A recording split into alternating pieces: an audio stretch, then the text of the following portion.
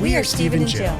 Together, we've been buying and reselling land since the 90s. Our data-centric approach leaves our buyers asking, how can you sell it so cheap? Here on the Land Academy Show, We answer that and more. Steve and Jill here. Hi. Welcome to the Land Academy Show, entertaining land investment talk. I'm Stephen Jack Bitog. And I'm Jill DeWitt, broadcasting from beautiful Scottsdale, Arizona. Today, Jill and I talk about Land Questions 101 directly from our nephew last night at dinner. It's funny. Doug knows nothing about land. And Jill said, hey, how about you ask us some questions about land? You know a lot about construction. He's involved in commercial construction, pretty successful for his age. He's in his early 20s, and he's about to graduate college. In his own language, he asked us several questions, which were good questions. Honestly, cracked me up. Yeah, it was. I'm thinking about it now. I didn't even answer the questions. I just collected the questions for the show, and that's it. That's true. And he's never going to watch this or listen to it. That's true. He won't get the answers. Before we get to the questions, though, let's take a question actually from a Land Academy member from our online community at landinvestors.com. Or if you're already a member, join us on Discord. Land Academy Discord. Okay. I got a new teleprompter, and I don't know how to use it yet. I don't like to figure where the camera is. So here's a scoop, by the way. If you're not even if you are a member, whether you're a member or not, we created an online community over 5 years ago, and it's packed with information. So that's landinvestors.com. So go in there, type in questions, get an account. It's free. Thank you for Have saving fun. me here. You're welcome. I'm just explaining it.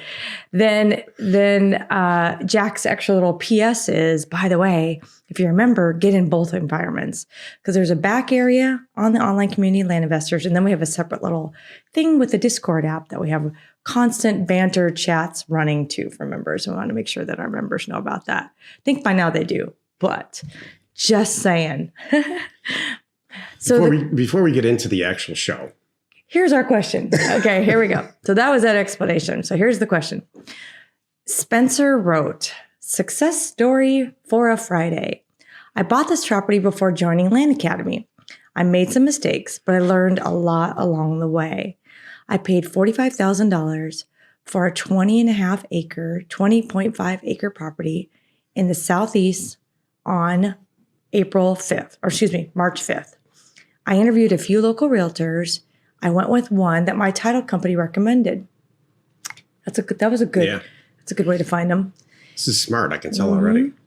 He explained that I needed to get a survey done on the property to correctly identify the driveway easement going into the neighbor's property.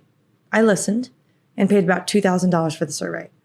We listed on March 30th, so that was March 5th, now we're March 30th, at $79,900 and had a full price offer in less than 24 hours. Woo-hoo. That's how it works. Yep. The buyer was getting a bank loan on the property, red flag number 1, oops, and then requested that I pay for a perk test, red flag number 2. Yeah, everything was great up until here. My broker said the perk test would cost $500 and shouldn't be a problem. I listened again. Broker. Spend money. Well, spend it on a survey. Spend it on a perk test. Spend your money. Give me your money. Are you done? Not yet. Okay. Do you want to finish this or should I go? No, go ahead. Okay. Over 3 months later, 1 survey, 2 failed perk tests by the county, 3 site visits from regional soil scientists, 1 round of bush hogging for the perk sites, and $7,000 expenses later, we finally closed yesterday. Jeez Louise, you're not kidding.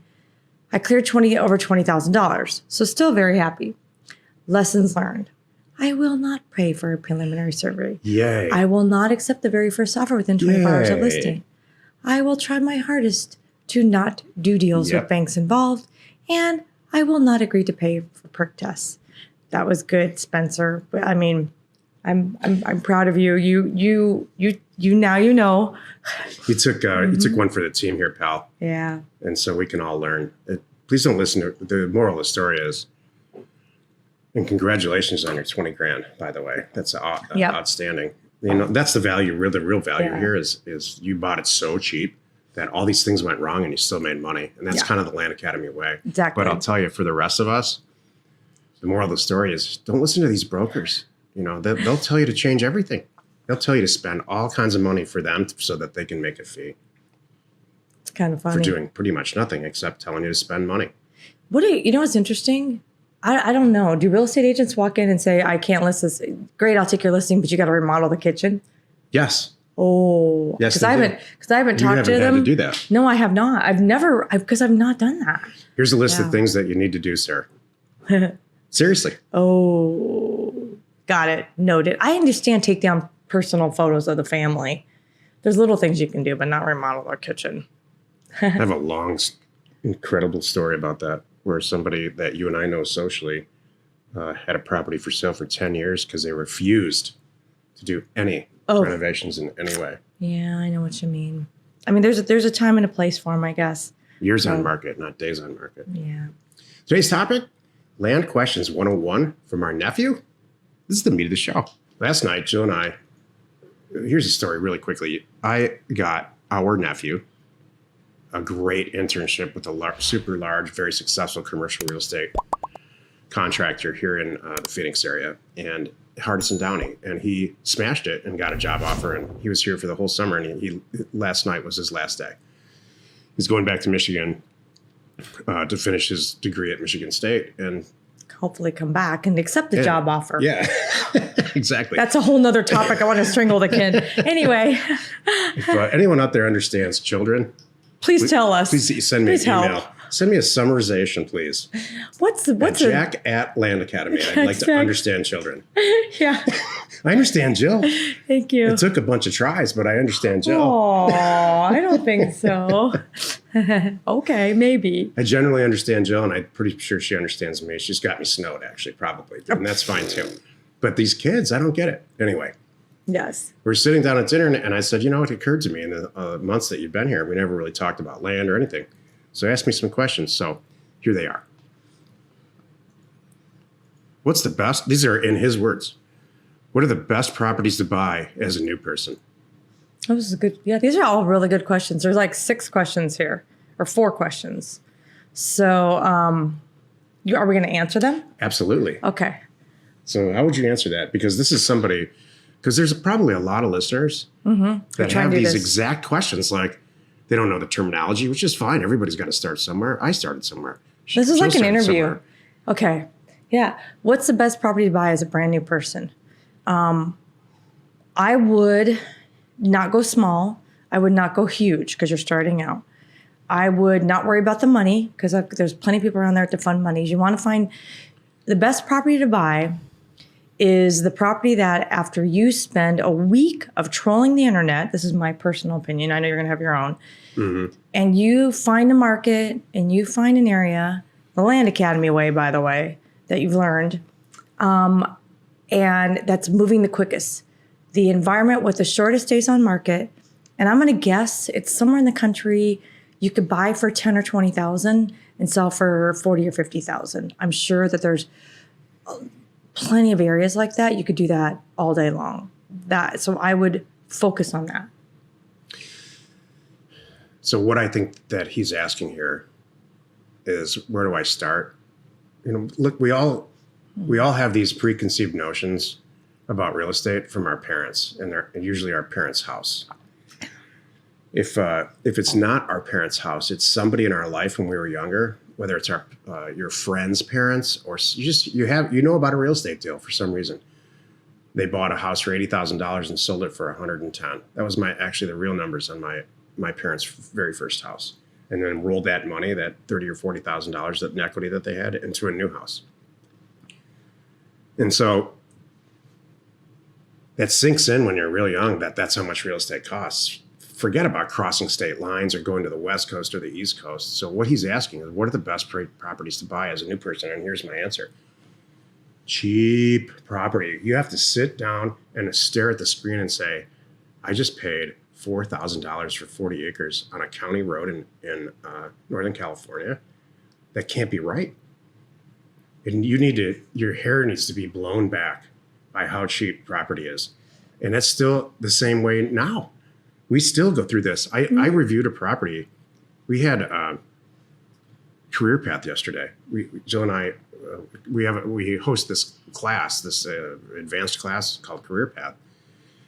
And it was Jill's turn to talk about sales and marketing. And I turned my camera off and my microphone off because the deal that came in blew me away. And we are doing it. So this is for new people and for people that have done tens of thousands of deals like us. You need to be blown away by the acquisition price. So it's not like you should buy houses in Detroit or rural land in Oregon. It's not that. It's cheap. So what are the best properties to buy as a new person? Cheap ass properties. Noted. Relative to the next, to the other properties next to it or around it. Right. And I would say rural vacant land. I wouldn't say a house. A lot of kids in college think I should buy a house, rent it out to my buddies, all that kind of a thing. Don't get complicated. Make it really easy on yourself. This is called the Land Academy show, not buy a house and rent it out show. Exactly. Totally. All right, let's go to what's the next one? Question number 2. Where is the best place to buy land right now? Guess what my answer is? I have probably the same answer. Let's do 3, 2, 1. Ready? 3, 2, 1. Where everywhere. It's cheap. I don't mean, oh my gosh, Nevada's so much cheaper than Hawaii, than New York. Maybe, but I don't maybe mean there's that. cheap I mean land. really inexpensive relative to the stuff around it. Yeah. Oh, that's great, Jack. That's really easy for you to say. It's really easy for you to have a whole show to say, tell us how to do it. Tell us how to buy it cheap. We do. Here we are. Listen to the next episode. Again, this is the Land Academy show. Episode number, 1600-ish. So okay. Where it's cheap is where you buy land. Okay. If this is the next question, there's 6 questions here. Okay. If there's a house on it, does the age of the house matter? This is a great question. Nope. Doesn't matter. Doesn't matter how new it is. Doesn't matter how old it is. It matters how well you buy the property. It matters if the property is really cheap. Inexpensive relative to the if other it's a new properties. house, great. Congratulations. You bought it cheap. It's going to, you mark it up, sell it, move on. Either way, if it's a fallen down house, who cares? You're going to sell it to a renovator. You still buy it cheap, mark it up, sell it, move on. This is good. Two more questions. What do you think about the house age? You agree with me. It doesn't matter. Well, if it's got a house on it, regardless of its condition or age, that's a bonus. But you're still pricing the property as if it didn't. That's how you win. You have to buy it inexpensively.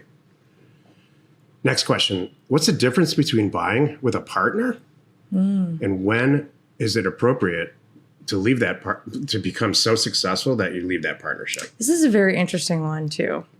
It says a lot about personality because I have a partner and I don't plan on leaving ever because we're better together. That's true. What are your thoughts on this partnership you're in? Well, I said I don't plan on leaving. Today's a good day. But last night, it was touch and go. Just kidding. I'm totally kidding. I think this is a really interesting question, too. Like, he's all set up to have a partner, and then when he's successful Isn't enough, that just funny? leave. Why is that? Because he thinks that he has no money, I guess. And I'm all about that. So let me back up. I think this is a very good plan. Bring in a money partner on a deal by deal basis. Not like, hey, you have money, I have none. Let's do together all our deals together. I want to say, hold on a moment. Let's just do one deal together first. Make sure we all are on the same page. Let's see how it goes. And then we'll do another deal and another deal. So what he's defining here is land funding, landfunding.com, which is our company where we loan people or partnership deals with people. And the whole concept is not to keep these partners forever. The concept is to, if you're starting out, you find a great deal, call us. We'll we'll buy the property for you, 100% of it. We'll pay all the fees and all of it, and then split it with you.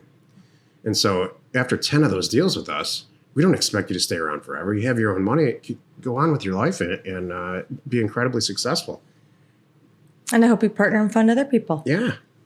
Yeah. So I think I understand that point. The way he phrased it, it was like, it was just an interesting, my jaw was a little, honestly, on the ground with this question on the tabletop, because how he phrased it was, how can I use somebody to get what I want out of them and then leave? So true. I wouldn't. Don't go in with, I wouldn't go in like that. You're not going to have anybody signing up for that. What's our next question? break down each phase of the process. So how do you look for new properties? He says costing them because he's from construction, but what he means is how do you fund them? How do you buy them? And then how do you sell it? Like how much time does each of that's, how long does it take all these phases? Mm-hmm. I think the phases are, first, you have your research phase, picking an area.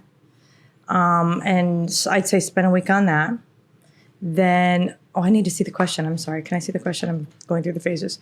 Looking for new properties. That's part of that's the phase there.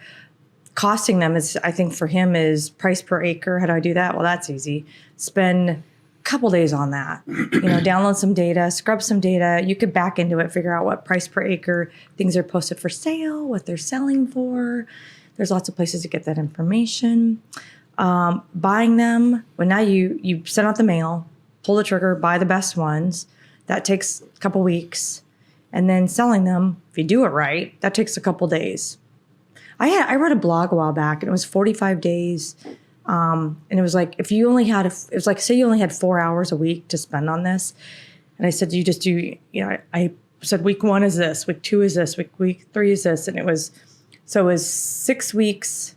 And so 42 days really, and cash in, cash out.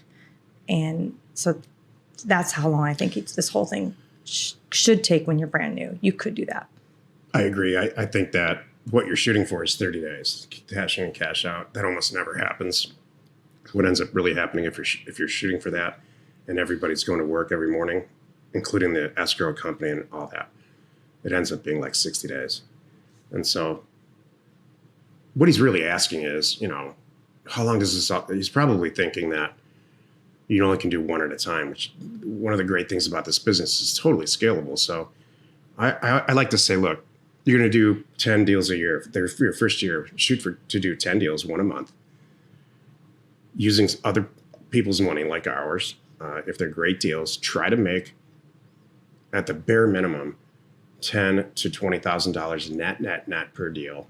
And so now you're making $200,000 net, $200,000 to $500,000 your first year, and then you're going to decide if you like it and all of that, and or you're not.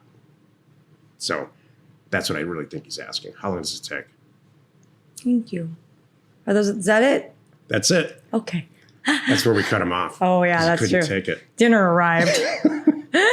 Happy you could join us today. 5 days a week. You can find us right here on the Land Academy Show. Tomorrow, the episode on the Land Academy Show is called The Land Academy 4 a.m. Club, described by Jill. Jill's really impressed with this. I am. I think it's a really good idea. You are not alone in your real estate ambition. Yeah, I think it is a really good idea. By the way, this 4 a.m. club, I can't remember if it came up on the Thursday call or if it came up on Clubhouse, but either way, we talk about this kind of stuff on Clubhouse. So if you're going, what the heck are you talking about, Jill? Check your email. If you have done anything in our world and you get emails from us on Thursday mornings, you usually see an email with a link to get access to Clubhouse if you don't already have it. It's not just iPhone, by the way, too. Android and iPhone. And at 1 o'clock Thursday specific time, we're on Clubhouse. And it's like the what's that? It's like the Frasier show, Frasier Crane. You can call in, ask us questions, that kind of a thing. So it's really cool. Direct live access to Jill and I, audio only, and it's unrecorded. Unedited too. Yeah. Of course. So cool. And by the way, too, if you need access to any sort of ownership or property details, including owner phone numbers and FEMA flood overlays, check out neighborscoop.com or parcelfact.com. Created by investors like us, that's us, for investors like you. We're Steve and Jill. Information and inspiration to buy undervalued property. We hope you found our content valuable and we appreciate your support. If you have not already, please check out our channel and hit the subscribe button. And your comments and suggestions help us to create the content you're here for. Hitting the like button helps to support our channel's algorithm and gauge your interest for future shows.